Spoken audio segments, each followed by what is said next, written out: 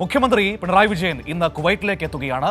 28 വർഷങ്ങൾക്ക് ശേഷമാണ് കേരളത്തിന്റെ മുഖ്യമന്ത്രി കുവൈറ്റിൽ എത്തുന്നത് എന്നതാണ് അതിന്റെ ഏറ്റവും പ്രധാനപ്പെട്ട കാര്യം. നമുക്കറിയാം, ബഹ്റൈനിൽ ഒപ്പം തന്നെ ഖത്തറിൽ, ഒമാനിലൊക്കെ മുഖ്യമന്ത്രിക്ക് വലിയ സ്വീകരണം ലഭിക്കുന്നത് നമ്മൾ കണ്ടതാണ്. മുഖ്യമന്ത്രി പറയുന്നത് കേൾക്കാൻ, മുഖ്യമന്ത്രിയെ കാണാൻ എത്രയോ മനുഷ്യരാണ് അങ്ങോട്ടേക്ക് ഒഴുകിയെത്തിയത് എന്നത് മുഖ്യമന്ത്രിക്ക് ലഭിക്കുന്ന സ്വീകാര്യതയുടെ ഏറ്റവും വലിയൊരു ഘടകമായി നമുക്ക് കാണാൻ കഴിയും. ഒരുപക്ഷേ ഗൾഫ് നാടുകളുടെ ചരിത്രത്തിൽ തന്നെ ആദ്യമായിട്ടായിരിക്കാം ഒരു സംസ്ഥാനത്തിന്റെ മുഖ്യമന്ത്രിക്ക് ഇതുപോലൊരു സ്വീകരണം ലഭിക്കുന്നത് നമുക്ക് കാണാൻ കഴിയുന്നത്. വിവരങ്ങളുമായി ജമാലുദ്ദീനാണ് നമ്മളോടൊപ്പം ഗൾഫിൽ നിന്ന് ചേരുന്നത്. Jamal, good morning. മുഖ്യമന്ത്രി കുവൈറ്റിലേക്ക് എത്തുകയാണ്.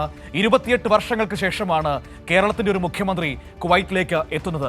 മുഖ്യമന്ത്രിയെ കേൾക്കാൻ, മുഖ്യമന്ത്രിയെ കാണാൻ കുവൈറ്റുകാർ, പ്രവാസി സഹോദരങ്ങൾ എന്തൊക്കെ തയ്യാറെടുപ്പുകളാണ് നടത്തിയിരിക്കുന്നത്? അവരുടെ ഒരു ആവേശം എന്താണ്? മനോ, തീർച്ചയായും അങ്ങേറ്റം ആവശ്യത്തിൽ തന്നെയാണ് കുവൈത്തിലെ പ്രവാസി മലയാളികളുള്ളത്. സൂചിപ്പിച്ചതുപോലെ 28 വർഷത്തിന് ശേഷം കേരളത്തിന്റെ ഒരു മുഖ്യമന്ത്രി കുവൈത്തിലേക്ക് എത്തുന്നു. അദ്ദേഹം അല്പസമയത്തിനകം, അരമണിക്കൂറിനകം തന്നെ കുവൈത്തിൽ എത്തിച്ചേരും. കുവൈത്തിലെ വിമാനത്താവളത്തിൽ അദ്ദേഹം അല്പസമയത്തിൽ തന്നെ എത്തിച്ചേരും എന്നതാണ് സന്തോഷകരമായ ഒരു പ്രധാനപ്പെട്ട കാര്യം. വെള്ളിയാഴ്ച കുവൈത്തിലെ മൻസൂരയിലെ അൽ അറബി ഇൻഡോർ സ്റ്റേഡിയത്തിലാണ് മുഖ്യമന്ത്രി പങ്കെടുക്കുന്ന മഹാസമ്മേളനം നടക്കുന്നത്. ഇവിടെ വിപുലമായ പരിപാടി തന്നെയാണ് സംഘാടകർ ഒരുക്കിയിട്ടുള്ളത്.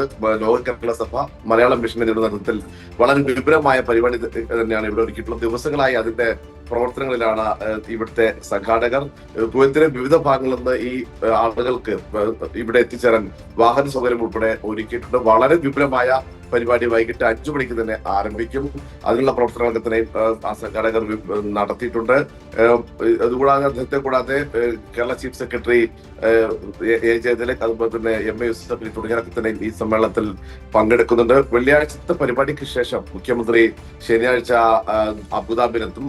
ശനിയാഴ്ച അബുദാബിയിൽ കൈരളിറ്റിയുടെ 25ാം വാർഷിക ആഘോഷത്തിൽ മുഖ്യമന്ത്രി പങ്കെടുക്കുന്നു. ഇവിടെയും വളരെ പ്രൗഢമായ ഒരു ചടങ്ങാണ് കൈരളി TV സംഘടിപ്പിക്കുന്നത്. ഈ കൈരളിറ്റിയുടെ 25ാം വാർഷിക ആഘോഷത്തിൽ മമ്മൂട്ടി, അതുപോലെ തന്നെ Kairali TV managing director John Brittas, മലയാളത്തിലെ എണ്ണമറ്റ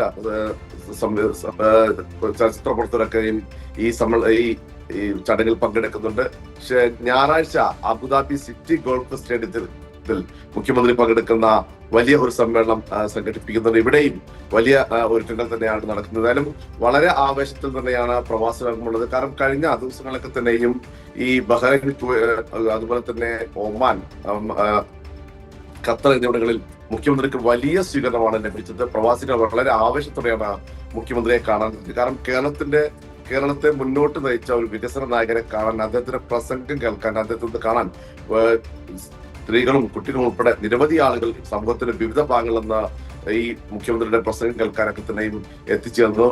വലിയ സ്വീകരണമാണ് ഇവിടെ ലഭിച്ചത്. തീർച്ചയായും കുവൈത്തിലും അത്തരത്തിൽ ഒരു വലിയ സ്വീകരണം ഒരുക്കാനുള്ള തയ്യാറെടുപ്പുകൾ തന്നെയും സംഘാടകർ പൂർത്തിയാക്കി കഴിഞ്ഞു. അബുദാബിയിൽ കൈരളി TV നടക്കുന്ന ഒരു പരിപാടിയിൽ പങ്കെടുക്കും. അതുപോലെ തന്നെ ലോക കേരള സഭ മലയാളം മിഷൻ സംഘടിപ്പിക്കുന്ന പരിപാടിയിൽ അബുദാബിയിൽ ഞായറാഴ്ചയുണ്ട്. അതിന് മുഖ്യമന്ത്രി പങ്കെടുക്കും. ഏതായാലും അല്പസമയത്തിനകം മുഖ്യമന്ത്രി കുവൈത്തിൽ എത്തിച്ചേരുമല്ലോ.